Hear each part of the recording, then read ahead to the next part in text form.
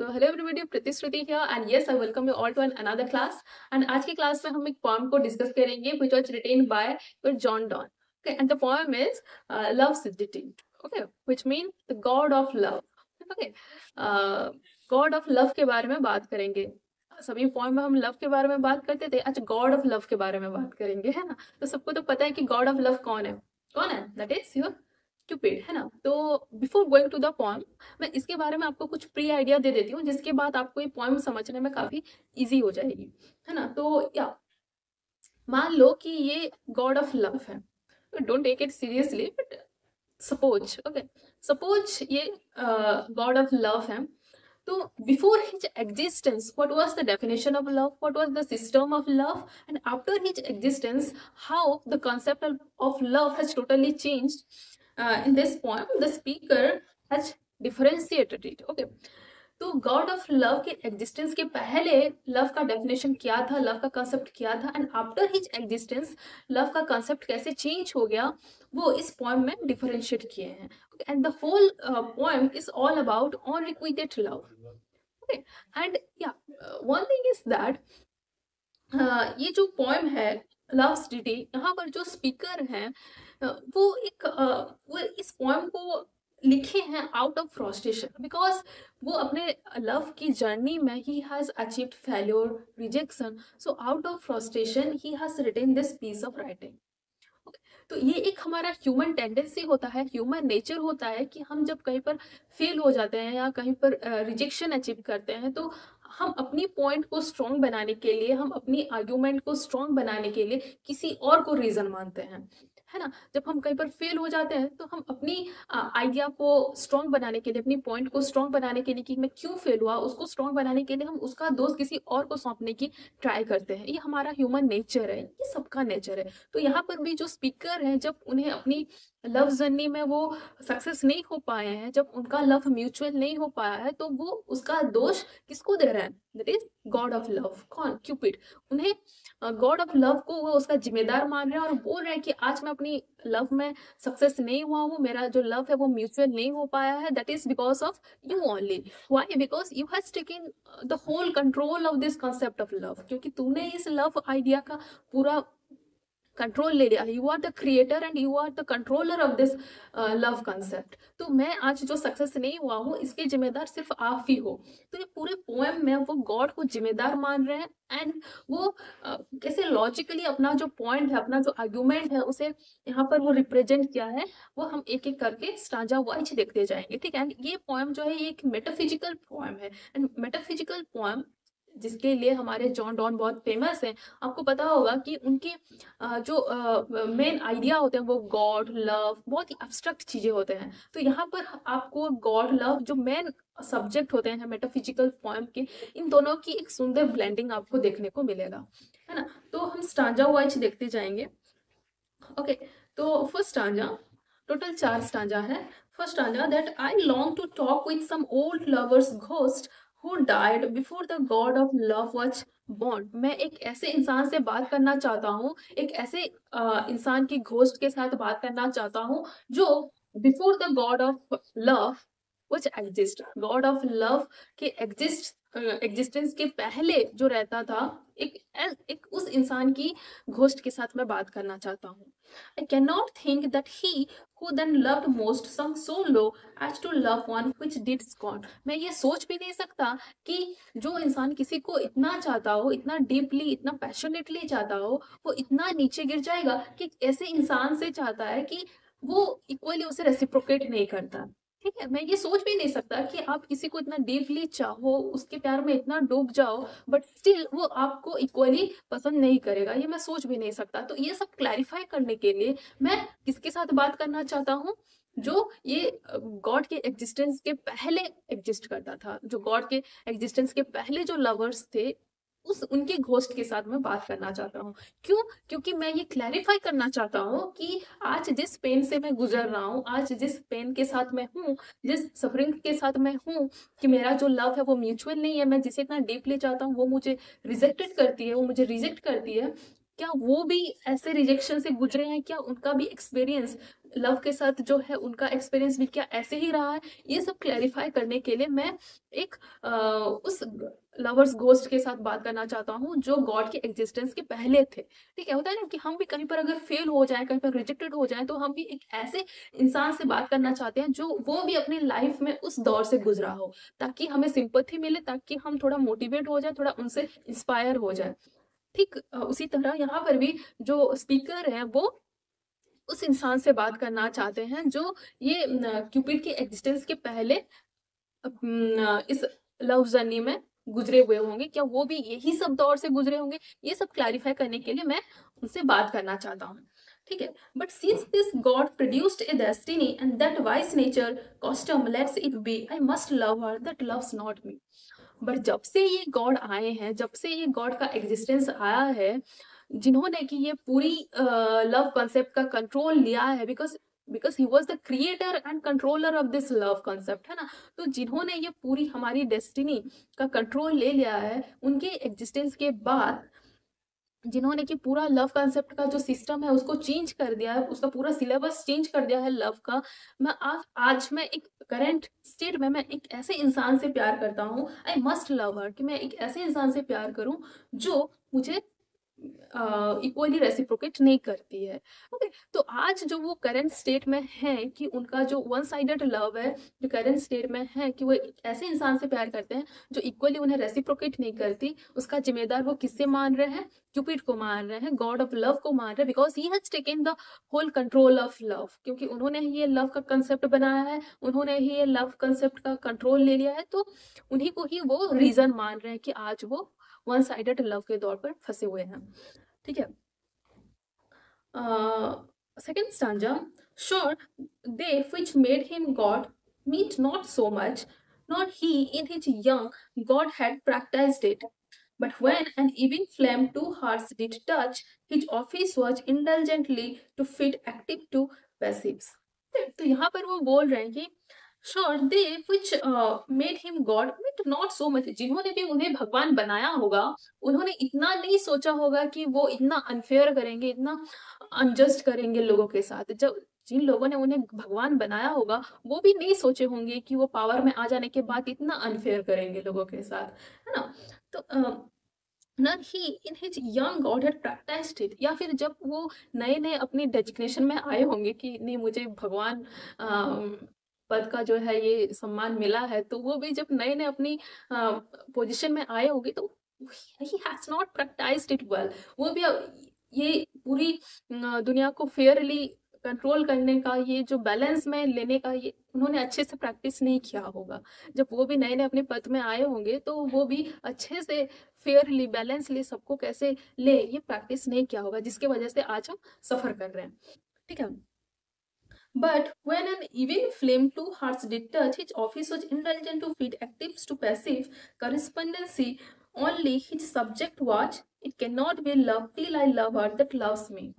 Okay, यहाँ पर वो बोल रहे हैं कि but when an even flame to hearts did touch, but जब दो दो लोगों की हार्ट जब मैच करती है, जब दो लोगों की हार्ट अगर मैच कर रही है इक्वली, तो office was indulgently to fit active to passive, जब दो लोग प्यार में आते हैं, अगर दैट मीन्स अगर वो किसी को अपना जो लव एरो, अगर वो if he is cursing someone with his love arrow, then it is that he must sped the another love arrow to the second person also. अगर वो किसी को अपना लव एरो से अटैक कर रहे हैं, तो ये जाहिर सी बात है कि जो उनकी बिलवेड है या फिर जो सेकेंड पर्सन है, उन्हें भी वो लव फीलिंग से अटैक करना चाहिए। ओके, यहाँ पर वो ऐसे बोल रहे हैं कि अगर एक इंसान किसी को, अगर जब दो हार्ट को मिलाना चाहते हैं, जब दो हार्ट मिलते हैं, तो एक इंसान को वो लव एरो सिर्फ स्पेड नहीं करना चाहिए, मतलब अगर एक को वो लव एरो स्पेड कर रहा है, तो जो दूसरा इंसान है उसे भी वही लव एरो स्पेड होना चाहिए। दैट मीन्स जो लव की जो आइडिया है, इट शुड बी म्यूचुअल होना चाहिए। Okay, correspondency only this subject was, it cannot be love till I love her that loves me। और अगर मैं उस इंसान से प्यार करूँ जो मुझे प्यार नहीं करता, तो वो प्यार नहीं कहलाएगा, वो एक आइडियल लव नहीं कहलाएगा। अगर ये वन साइडेड होगा, मैं उस इंसान से प्यार करूँगी जो मुझे प्यार नहीं करेगा, तो ये एक आइडियल लव नहीं कहलाएगा, ठीक है? It can not be love till I love her that loves me. जब तक वो मुझे इक्वली प्यार नहीं करती, जब तक वो मुझे भी मेरी लव को रेसिप्रोकेट नहीं करती है, जब तक हमारा प्यार जो वो म्यूचुअल लव नहीं हो जाता, तब तक ये एक आइडियल लव नहीं कहलाएगा, ठीक है? But every modern god will now extend his vast prerogative as far as love. But पहले जो लव कंसेप्ट था, आज के जो मॉडर्न गॉड हैं, मॉडर्न भगवान हैं, उन्होंने क्या किया है, अपनी जो लव की एम्पायर है उसको बहुत एक्सटेंड कर लिया है। लव की जो किंगडम है उनका, उन्हें बहुत ही एक्सटेंड कर लिया है। एंड वो कैसे एक्सटेंड किया है? Earlier the concept of love was very simple actually. पहले क्या होता था, ये लव की जो कंसेप्ट है वो बहुत ही सिंपल हुआ करता था। मतलब अगर दो लोग प्यार कर रहे हैं तो कर रहे हैं, मतलब वो म्यूचुअल था। अगर तुम मुझे प्यार कर रहे हो तो मैं भी आपको इक्वली उतनी ही पैशन के साथ प्यार करूँ। वो बहुत ही सिंपल था।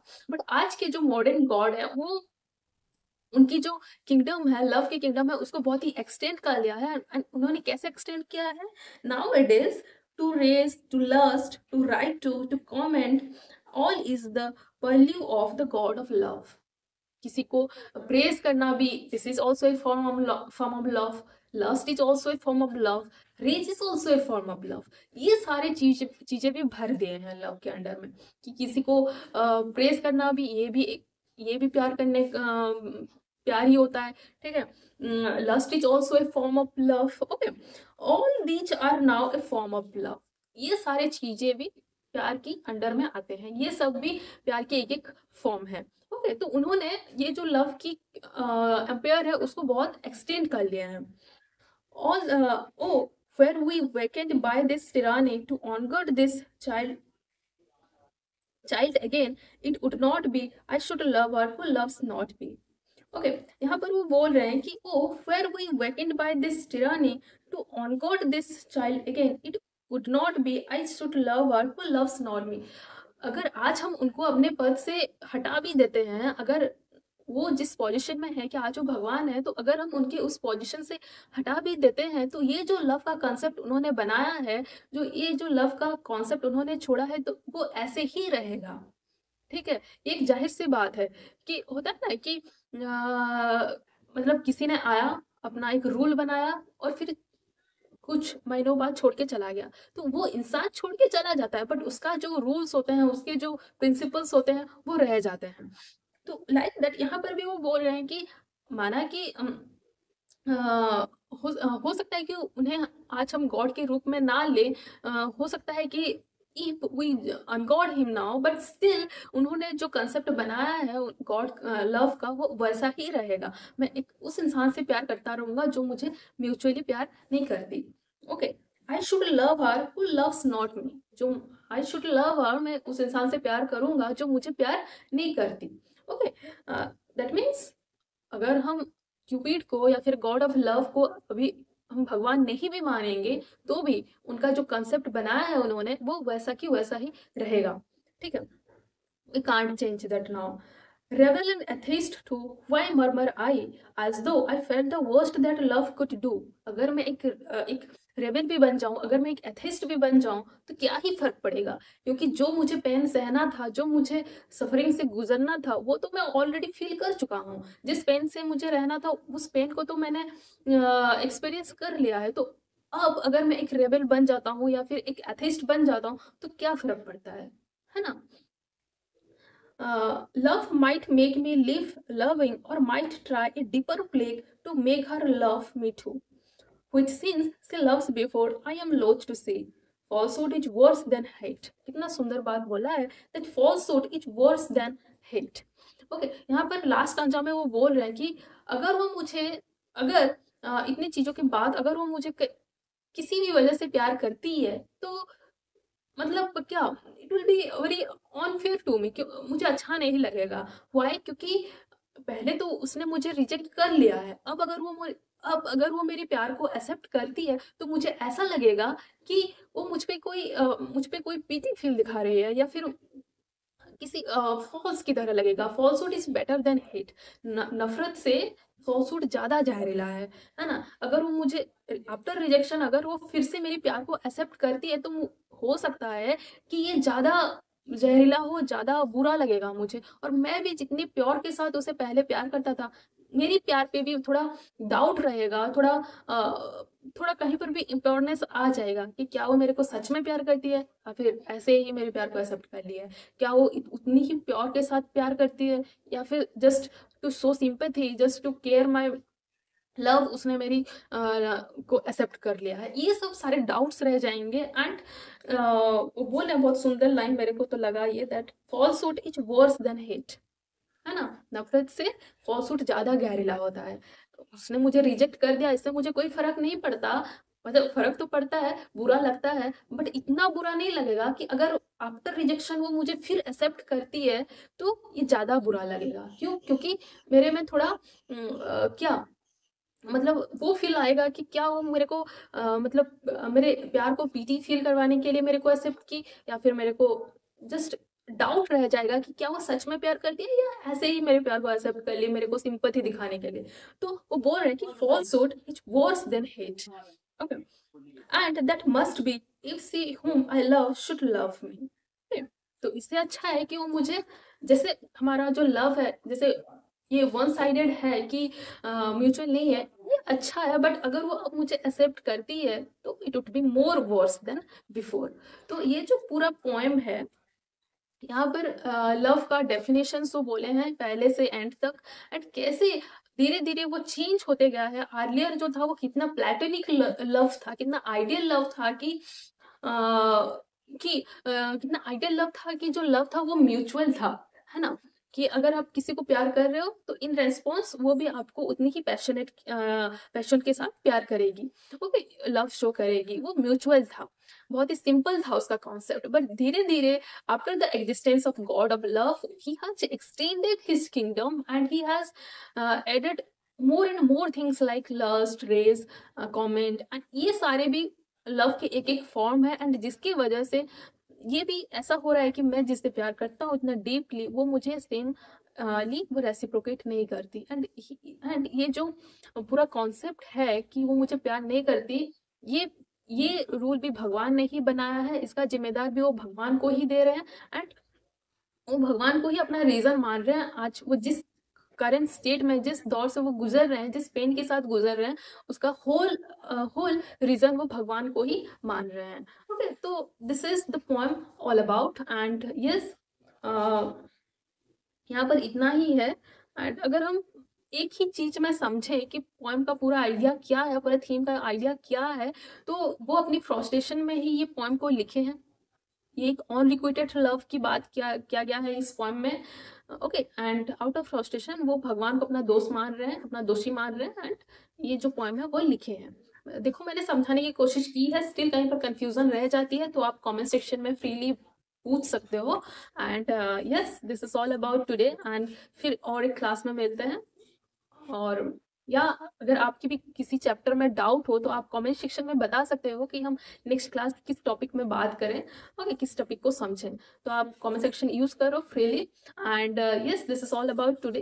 And stay tune. And yes, अगर इंफॉर्मेटिव लगता है एंड तो अगर नए हो चैनल में तो सब्सक्राइब कर लेना। एंड अच्छा लगता है एक्चुअली। तो this is all about and see you in the next video. Till then take care and thank you so much.